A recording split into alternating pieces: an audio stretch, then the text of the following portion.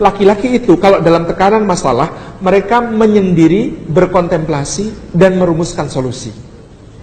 Perempuan kalau ada masalah, mereka berbicara untuk mencurahkan isi hatinya, mengurangi ketegangannya, pengen merasa dimengerti, difahami, dan merasa tidak sendiri. Kalau perlu menangis sampai tuntas air mata.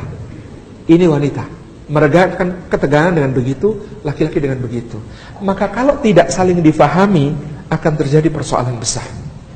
Ada suami pulang, tasnya dilempar, tubuhnya diempaskan ke sofa, sepatu dilepas nggak pakai tangan tapi langsung kaki.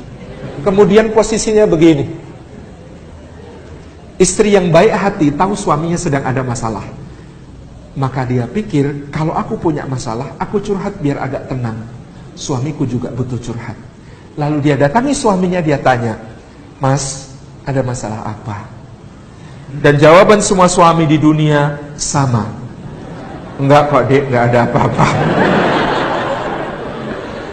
Istrinya mengejar, dia pikir penting buat suaminya supaya tenang, curhat. Dia bilang, "Mas, aku kan kalau ada masalah juga cerita sama kamu. Masa kamu gak mau cerita sama aku, Mas?" Kata suami dengan maksud yang sangat baik, tidak ingin membebani istrinya, dia katakan, "Udahlah dek, ini masalah kantor kok, kamu gak usah ikut pusing, biar aku aja yang mikirin." Kata sang istri, "Jadi kamu gak percaya Mas sama aku?" Semua bermaksud baik, tetapi tanpa ilmu. Sang istri bermaksud baik menjadi tempat curhat terbaik suaminya. Daripada dia curhat sama siapa-siapa, gak jelas. Lebih baik curhat sama saya. Pikir si istri. Sang suami mikir, kasihan istri saya, urusan rumah tangga sudah sangat berat dia hadapi. Masa harus saya bebani dengan cerita tentang masalah di kantor? Enggak, kasihan dia. Gak nyambung kan? Gak nyambung. Itulah kenapa ibunda kita Khadijah itu istimewa sepanjang sejarah. Sebab dia wanita yang paling tahu ilmu beginian. Rasulullah pulang dari Gua Hiro itu shock. Ada yang tanya, dapat wahyu kok malah shock? Ya iyalah, shock dapat wahyu begitu. Gimana enggak? Lagi mikirin, umat kacau ya Allah, jahiliyah ya Allah. Mikir begitu. Tiba-tiba datang sosok bercahaya. Datang-datang maksa pula. Iqra ya Muhammad. Iqra ya Muhammad. Mana Biqari, saya gak bisa baca. Itu dipaksa sambil didekam sampai habis nafas itu. Itu kan shock kayak. Dan tiba-tiba pesan dari langit itu akan mengatakan, "Iya wahai Muhammad, umat ini sedang kacau, maka kami serahkan kepadamu sampai beres." Itu kan kayak tukang kebun tiba-tiba jadi angkat jadi direktur utama perusahaan, terus dibisikin, Pak, utang perusahaan ini 800 kali lipat nilai aset Pak. Ya gimana gak shock gitu. Pulang itu tersaruk-saruk, jatuh, tersandung, jatuh, bangun berulang kali. Rasulullah Muhammad SAW tiba di depan pintu di rumah Ibunda Khadijah. Dia menggigil, pucat pasi, berkeringat dingin, dan kemudian berkata, "Khadijah, zammiluni ya Khadijah, zammiluni."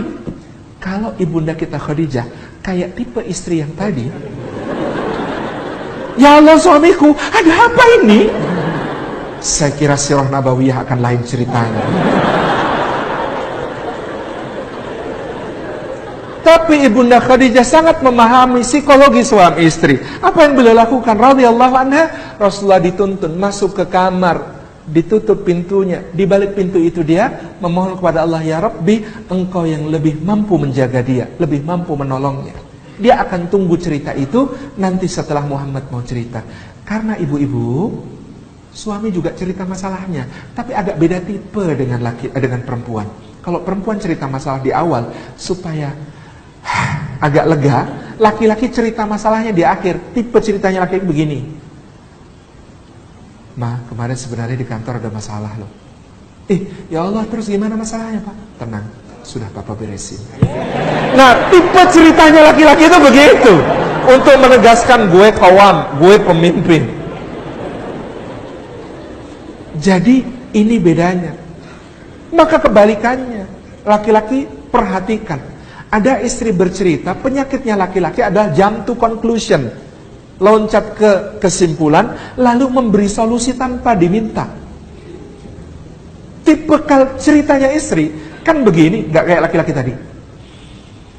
"Seharian ini aku capek banget, Masya Allah. Cucian numpuk, piring gelas kotor semua. Tamu berdatangan gak habis-habis. Rumah disapu dikit, debunya masuk lagi. Anak-anak rewel, tetangga juga resek banget itu semua. Aku capek, Mas. Tipe ceritanya istri kan awal kadang begini. Nah, suami yang tidak taktis dan strategis, dia nggak ngerti. Maka dia tetap sambil pegang koran atau pegang iPad atau pegang gadgetnya. Dia kemudian bilang dengan begitu santai, dengan sok bijak mengatakan, oke dek, bulan depan kita cari pembantu. Solutif nggak, Mas?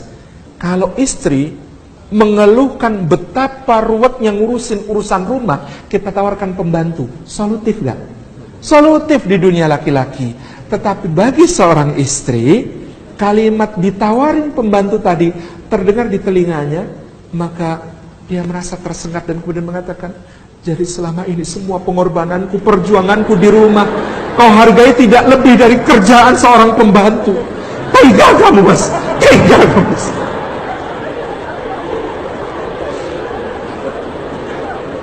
Nyambung nggak? Nggak nyambung. Padahal maksudnya baik. Suami mencari solusi. Kalau istri kesusahan, carikan yang bisa bantuin. Kan begitu. Kalau begitu, gimana? Nah, istri lebih marah lagi kalau solusi yang Anda berikan, oke dek, kayaknya adik kelas kita itu mau bergabung dalam rumah tangga kita. Oh, lebih parah lagi itu marahnya. Itu parah lagi marahnya.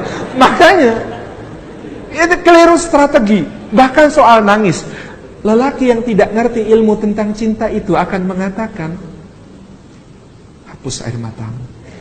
Lelaki yang tidak mengerti tentang cinta itu akan mengatakan, buat apa nangis? Nangis itu gak menyelesaikan persoalan. Itu kalimat lelaki yang belum belajar tentang cinta. Rahasia kecil kita, Rasulullah itu, sebagaimana para pencinta legendaris lainnya, itu tidak pernah menghapus air mata istrinya, tidak pernah menyuruh istrinya menghentikan tangis. Rasulullah itu tipenya menyediakan tempat bagi istrinya untuk menangis sampai tuntas dan tentram di bahunya sallallahu alaihi wasallam. Laki-laki, siapkan bahu Anda.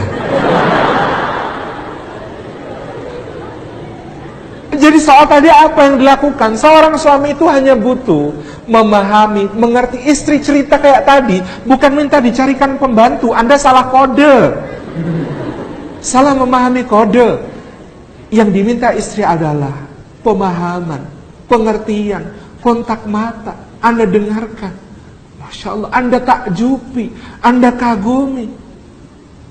Lalu sebuah ungkapan cinta yang tulus, Masya Allah, betapa beruntungnya aku mendapatkan istri sesolehah kamu. Ya Allah, aku gak bisa bayangin. Kerjaanku di kantor berat, tapi aku gak bisa bayangin kerjaanku di rumah pasti luar biasa juga. Ya Allah, istri yang seperti ini, ya Allah, yang pasti surganya amat tinggi, ya Allah. Kalau hamba kelak sebagai suami kalah tinggi surganya sama istri yang begini, ya Allah. Bikin dia ngangkat saya ke derajatnya, ya Allah. Kata Ibnu Qayyim Al-Jauziyah, seorang istri yang merasa dimengerti, difahami, diberi apresiasi, dia sanggup mengerjakan pekerjaan 50 lelaki.